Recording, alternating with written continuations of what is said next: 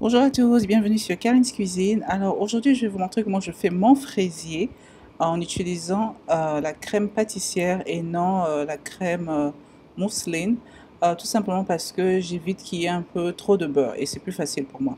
Alors les ingrédients, nous aurons besoin de 4 œufs. Euh, Également je vais utiliser du lait évaporé ou du lait concentré non sucré, du beurre, mon beurre il est mou, de la farine, de l'extrait de vanille, du sucre, de la levure chimique. C'est un paquet donc de 15 grammes. Et également mes petits pots de mesure. Alors on y va. Donc on commence d'abord à battre en fait les 4 œufs. Ensuite, à cela, vous rajoutez donc du sucre et on va blanchir. Blanchir, ils ne seront pas vraiment blancs, mais jaunâtres. Donc, c'est simplement le terme blanchir, bien sûr. Ma fille, elle est toujours là. Ensuite, j'ajoute mon beurre. Vous voyez comment il est bien mou. Donc, vous le sortez en avance quand même pour qu'il soit mou. Pas liquide non plus, mais tout simplement mou. Donc, également le beurre, je vais le battre.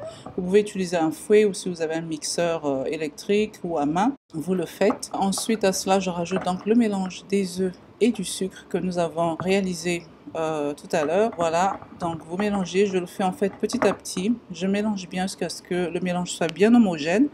Et ensuite, je rajoute la deuxième partie pour terminer. Excusez-moi, il y a toujours ma fille qui est là. Vous voyez ses mains, elle est toujours en train de bouger. Enfin, elle m'assiste. Voilà, donc c'est bien mélangé. Et ensuite, à cela, ce que je vais faire, c'est qu'on va rajouter donc tous les ingrédients secs.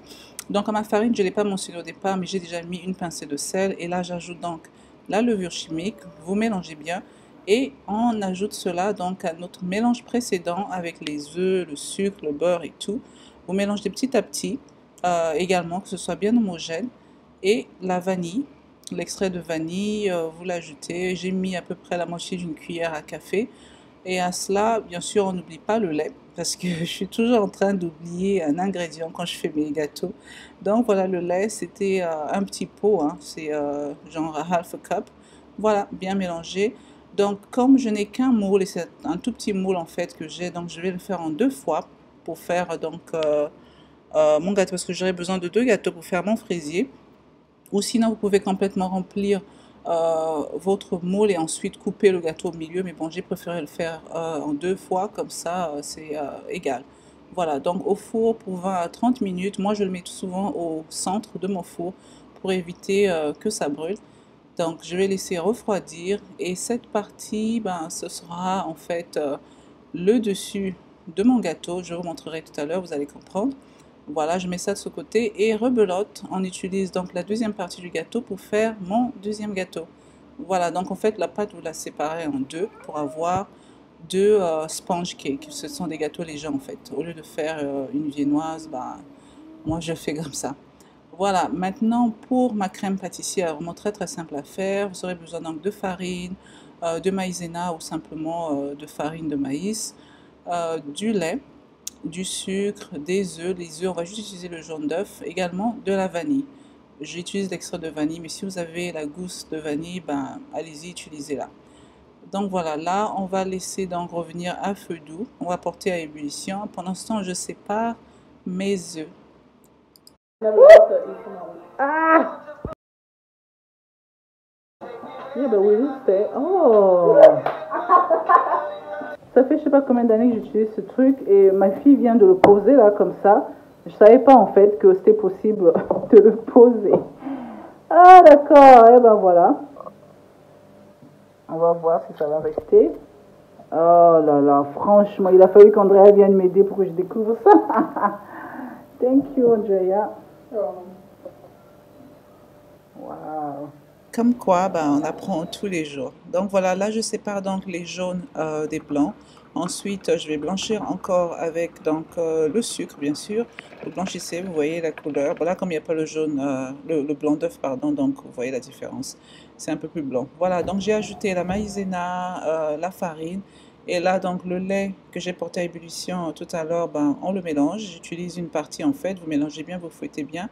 Et ensuite, ce que je vais faire, c'est que on va donc reporter cela à ébullition. Je rajoute le mélange avec le reste du lait et vous fouettez. Surtout, ne laissez pas votre marmite, ne l'abandonnez pas, restez là pour simplement éviter que ça brûle ou qu'il y ait des grumeaux. Donc, dès que vous voyez que votre pâte s'épaissit, ben, vous la retirez, ça va encore s'épaissir en se refroidissant. Voilà, au frais, et vous voyez la texture, c'est ce qu'on veut. Et donc avant d'utiliser pour mon gâteau, bon, je frotte encore un tout petit peu. À cette étape, si j'avais fait une crème mousseline, bah, ça aurait été différent. J'aurais dû battre encore avec du beurre, passer au fouet et tout. Donc c'est voilà, c'est pour ça que j'ai fait simplement une crème pâtissière toute simple. Bah là, vous voyez, j'ai étalé ma crème pâtissière sur mon premier gâteau et j'étale donc mes fraises. Vous les étalez comme vous voulez, vous pouvez en mettre encore plus ou les couper plus petits en fait, c'est à vous de voir. Donc là, j'utilise le reste de la crème en fait pour le dessus de mon gâteau. Ce serait juste histoire en fait que ça se colle à mes fraises. Et voilà, le tour est joué, très simple. Bon, ensuite, après, bah, vous nettoyez un peu parce que ça dégouline, juste histoire que ce soit un peu net, mais sinon, c'est pas vraiment un problème. Donc voilà, c'est tout beau et en tout cas, je vous rassure que c'est très très bon. Voilà, pour le dessus de mon gâteau, je vais utiliser donc de la confiture de fraises. Voilà, on ne se prend pas la tête, très simple, ou confiture de votre choix, mais bon, vu qu'on a des fraises, pourquoi pas continuer avec les fraises. Et voilà, là, je rajoute encore donc des fraises. Cette fois-ci, les fraises, je les ai coupées simplement en deux. Tout à l'heure, je les avais coupées en trois en fait. Et voilà, vous les disposez comme vous voulez. Moi, j'ai utilisé donc le dessus en fait. Vous voyez ce que je veux dire en fait. Voilà, le gâteau il est prêt. Je vous dis encore merci d'être passé sur Karin's Cuisine. C'est un gâteau qui est très très bon. Je le fais souvent parce qu'il est très facile à faire et vu qu'on aime beaucoup les fraises chez moi. Donc vraiment très très très bon. Essayez, faites-le moi savoir sur la boîte à commentaires ce que vous en pensez. Si vous êtes nouveau nouvelle, n'hésitez pas à vous abonner. Je suis Karine. Et si vous aimez ce genre de recette, bien sûr, abonnez-vous. Et surtout, n'oubliez pas de cliquer sur la cloche comme ça. À chaque fois que je poste une nouvelle vidéo, bah, vous serez les premiers à regarder. Voilà, une fois de plus, merci et à la prochaine. Vous voyez, on voit bien les morceaux de fraises au milieu avec la crème. En fait, si j'en avais plus, je crois que j'en aurais même mis encore un peu plus au milieu. En tout cas, c'est très très bon. Je vous dis bon appétit!